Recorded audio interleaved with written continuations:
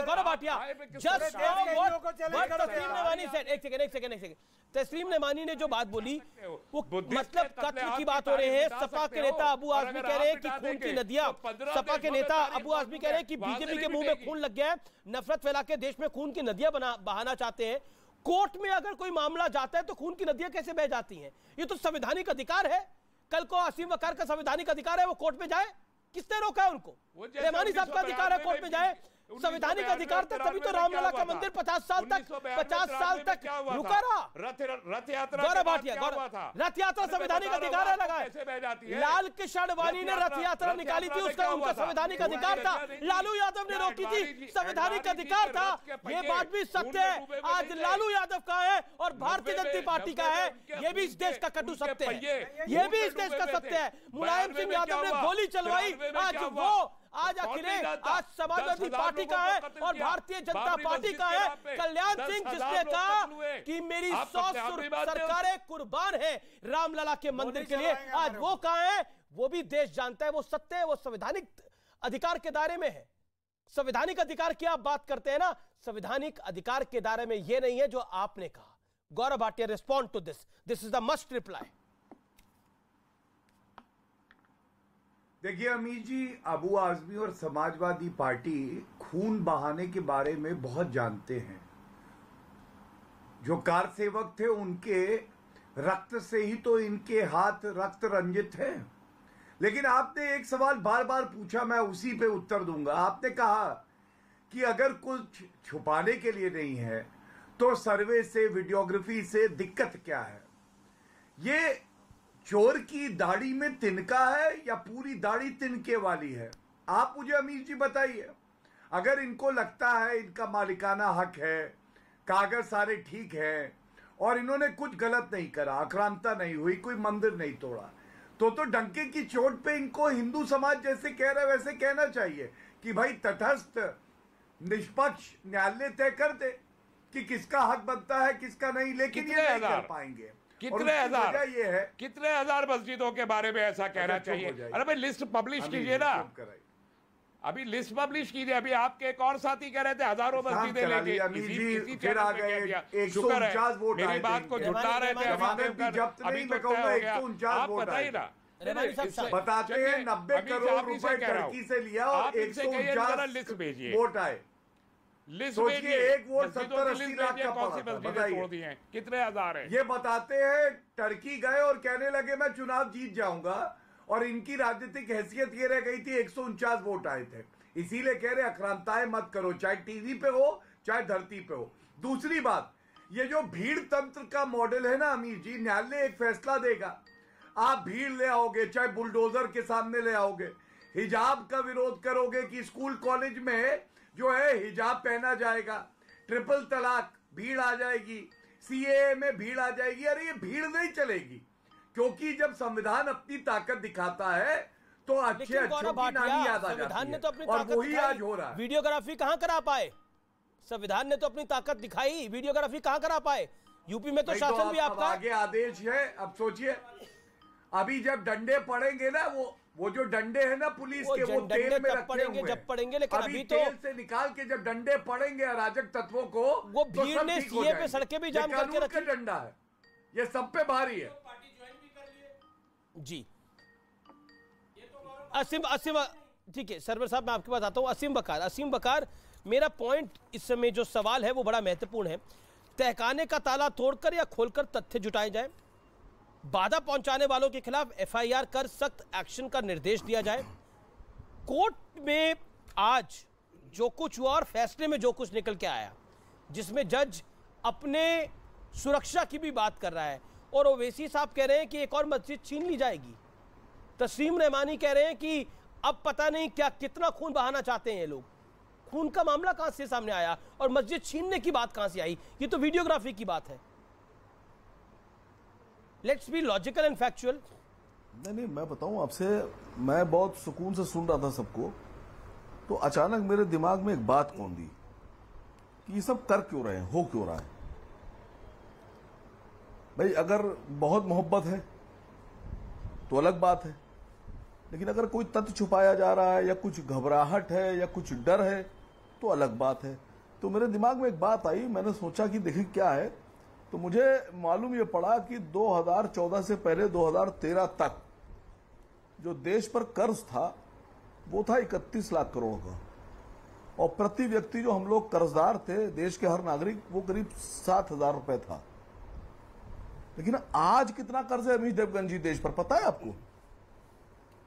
जरा बताइए एक बार अपने आंकड़ों से कि देश पे कर्जा कितना हो गया। एक सवाल का जवाब दीजिए। 7 लाख करोड़ रुपए।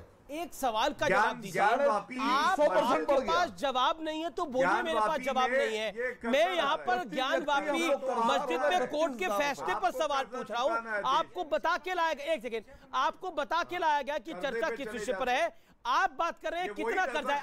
अब आपने बोला, अब आपने सवाल पूछा ना, अब ऐसे ही मैं भी सवाल पूछता हूँ, आपसे। नहीं ऐसे कैसे होगा, ऐसे कैसे होगा, मौका हमारा भी आना चाहिए जी। ऐसे कैसे होगा, मैं भी सवाल पूछता हूं आपसे। अब आप मुझे बताइए, लखनऊ में आपके घर से झुमरी तलैया कितनी दूर है? जवाब दीजिए इस बात का। लेट्स बी लॉजिकल ना, हम जो बात कर रहे हैं कितना कर्ज है, मतलब मुझे तो यार। अच्छा एक बात बताइए, बुर्किना फासो किसकी राजधानी है? बुर्किना फासो किसकी राजधानी है बताइए, प्लीज बताइए। अरे डीजल क्या रुपए में हो गया सर? बुर्किना फासो किसकी राजधानी है? अरे प्लीज, पेट्रोल सवाल आप कुछ भी, वह कमाल की बात है। चर्चा किस पर हो रही है असीम बाबू? और आपके दिमाग में पता नहीं कौन सा सवाल चल रहा है। मतलब कमाल की बात है। इसी तरह से दिमाग चलता रहेगा तो दिमाग, फिर आप खुद सोचिए क्या हाल होगा। चर्चा हो रही है ज्ञानवापी पर और आपका दिमाग चल रहा कर्जे पर। एक बार में झुमरी तलैया याद दिला दिया मैंने आपको, एक बार में। बिल्कुल झुमरी तलैया भी याद आ गया। आपको तो बुर्किना फासो भी पता है। एक सेकंड, तो पता नहीं क्या क्या याद दिला देंगे आपको। कमाल है, अपने नेता को डिफेंड नहीं कर पा रहे। I really feel bad for you. आप अपने नेता को डिफेंड नहीं कर पा रहे। ये तो बात असीम वकार ने तो बोली नहीं, वारिस पठान ने तो बोली नहीं, ये तो आपके सर्वोच्च नेता ने बोली है। Tell me what is the logic of this. एक सेकंड, मुझे लॉजिक बताइए, मस्जिद कैसे छीनेगी? हाँ, अगर मैं अभी आपके मालिक पे अटैक कर दूं तो आप भाग खड़े होंगे, तब भाग खड़े होंगे। लेकिन आपके मालिक है क्या? मेरा मालिक ओवैसी के नौकर है क्या? ओवैसी के नौकर है क्या? मेरा मालिक तो महादेव है। करिए, देखिए मैं तो ईश्वर को मालिक कौन है? क्या जहर भरा हुआ है? अटैक करिए जरा अमित देवगन के मालिक पे जरा देखिए क्या जहर भरा है। पाकिस्तान में क्या फैक्ट्स है आपके पास? अटैक करिए ना। आपके अब्बा हजूर पाकिस्तान में बैठे हैं। पूरी इस्लामिक पार्टी बनी है, शर्म आनी चाहिए। मजलिस मुसलमीन, विषयों पर आओ ना। संविधान इस्लामिक कानून है, पूरा संविधान इस्लाम के लिए बना है। आज तक दिल्ली हाईकोर्ट में जवाब नहीं दे पाए। इनकी जो पार्टी ने चुनौती दी है, यहाँ बैठ के सेक्युलरिज्म की बात कर रहे हैं। वाह वाह, अपने पार्टी का मैनिफेस्टो और संविधान पढ़ा है कि नहीं पढ़ा है? अगर पढ़ा तो पढ़ के सुनाइए। और क्यों नहीं दिल्ली हाईकोर्ट की नोटिस? आई थिंक आप थोड़ी रेलेवेंट बात करिए, that is more useful. Okay Sarwar Sahab, Hafiz Ghulam Sarwar, Hashim Ghulam Sarwar, क्या सच के सामने आने से डर है? नहीं, कोई डर नहीं है, बिल्कुल डर नहीं है, और डरना भी नहीं है। फिर वीडियोग्राफी क्यों नहीं होने दी गई लास्ट टाइम? अब तक के डिबेट में आपने देख लिया, खेल जो है वो पर्दे पर है आपके। बिल्कुल पूरा देश सुन रहा कि खेल कहां से हो रहा। मैं एक बात बताऊं, अम्मू जी ने एक नाम अभी बताया था, हकीम खान सूरी। मैं आज इस चैनल पर कह रहा हूं, ये देश by birth by nature secular है। इस नेचर को कोई बदल नहीं सकता। जहां हकीम का मतलब तो समझाओ साहब। एक सेकंड, ये वोट की पॉलिटिक्स में देश को बर्बाद न किया जाए, वोट की पॉलिटिक्स में देश को बर्बाद न किया जाए। खून खराबा हो जाएगा, वीडियोग्राफी नहीं होगी, क्यों नहीं होगी? और कौन है जो संविधान के खिलाफ सीना अड़ा रहा? आप शुक्रवार को हुआ, गौरव भाटिया कुछ कहना चाह रहे हैं? मजिस्ट्रेट ने लिखा है, अमीर जी ये दुर्भाग्यपूर्ण है, राष्ट्रीय चैनल पे बैठ के कह रहे खून खराबा हो जाएगा। सुन लो, किसी माइका लाल की हिम्मत नहीं है कि खून खराबा कर दे। श्री नरेंद्र मोदी जी की सरकार है, यहाँ की न्यायपालिका मजबूत है और जनता सबसे ज्यादा मजबूत है। अगर कोई कोशिश भी करेगा खून खराबा करने की, तो उसको दिखा देंगे कि उसकी हैसियत क्या है। समझ गए? नाम है गुलाम और बात करते हो नेता बनने की। नाम है गुलाम, मैं कह रहा हूं शुरू से डे वन से ये आपके लोग क्या कह रहे हो? परायोजित कितने चुनाव लड़ रहे हो बेटा? किस पार्टी के हो तुम? आप पोलराइज कराना चाहते हैं देश में। हलाला पे बोलोगे, हलाला पे। चलिए जी जी। जब एक मुस्लिम महिला को कहते हो कि 3 और महिलाओं के साथ रहो, शौहर के साथ 4 बीवियां रहेंगी, तब से चले जाते हो गुलाम। आप इनको समझाओ ना अपने लोगों को। अच्छा, बहुत बहुत शुक्रिया आप तमाम लोगों का, बहुत बहुत शुक्रिया इस चर्चा में आने के लिए, इस चर्चा में बने रहने के लिए। आर पार का ये आखिरी दौर है और मैं निष्कर्ष देता हूं। आज के निष्कर्ष के बारे में मैंने कई बार सोचा और मुझे एक ही वाक्य ध्यान में आता है, वो ये आता है कि अगर सत्य के तथ्य हो तो डरने की किसी को आवश्यकता नहीं है। अगर सत्य ये है कि वहां पर मां श्रृंगार गौरी का मंदिर था है तो वो सत्य रहेगा। अगर वो झूठ है तो वीडियोग्राफी में सामने नहीं आएगा। लेकिन जांच तो होनी चाहिए, वीडियोग्राफी तो होनी चाहिए, जांच भी नहीं है, ये तो वीडियोग्राफी है। यानी दूध का दूध और पानी का पानी सबसे ज्यादा जरूरी है। नमस्कार।